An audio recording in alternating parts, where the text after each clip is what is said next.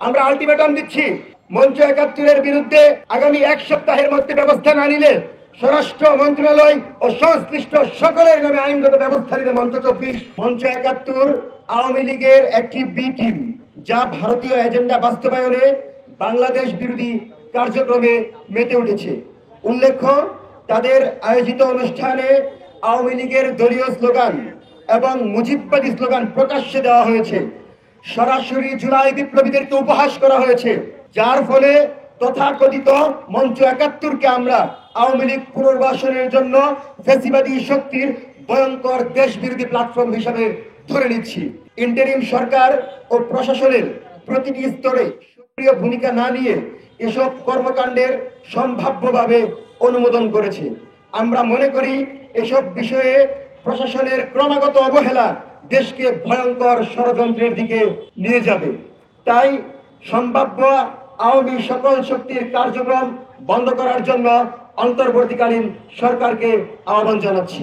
প্রশাসন যদি ভূমিকা না রাখে, ছাত্র জনতা জুলাইয়ের ম্যান্ডেটকে টিকিয়ে রাখার জন্য রাজপথে নামতে বাধ্য হবে। জুলাইয়ের স্পিরিটকে যারা প্রতিনিয়ত অপমান করেছে, তাদেরকে ডিআরইউ এত প্রেম দেখিয়ে কি করে অনুমোদন দিয়ে, বুকিং দিয়ে তাদেরকে দেশবিরোধী চক্রান্ত করার সুযোগ করে দিল।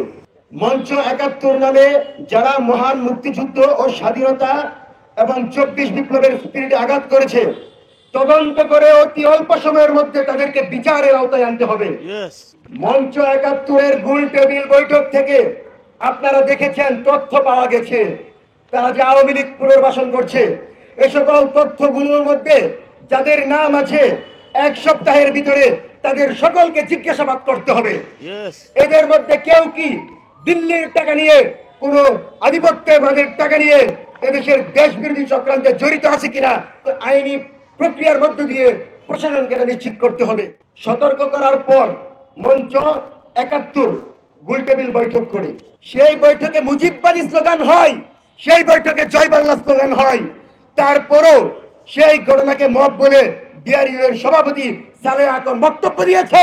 এরকম দুঃসাহস তিনি কি করে দেখান, যেখানে জুলাইকে অপমাননা করা হয়, যেখানে প্রতিনিয়ত জুলাইয়ের ব্যাপারে তারা বক্তব্য দিচ্ছে, হাসিনার পক্ষে লড়াই করার জন্য দাঁড়িয়েছে, তাদের পক্ষ নিয়ে ডিআরইউ সালেহ আকন তিনি কথা বলেন।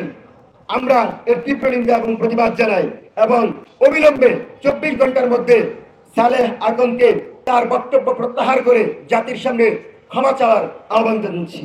আমরা আলটিমেটাম দিচ্ছি, মঞ্চ ৭১-এর বিরুদ্ধে আগামী এক সপ্তাহের মধ্যে ব্যবস্থা না নিলে স্বরাষ্ট্র মন্ত্রণালয় ও সংশ্লিষ্ট সকলের নামে আইনগত ব্যবস্থা নিতে মঞ্চ ২৪।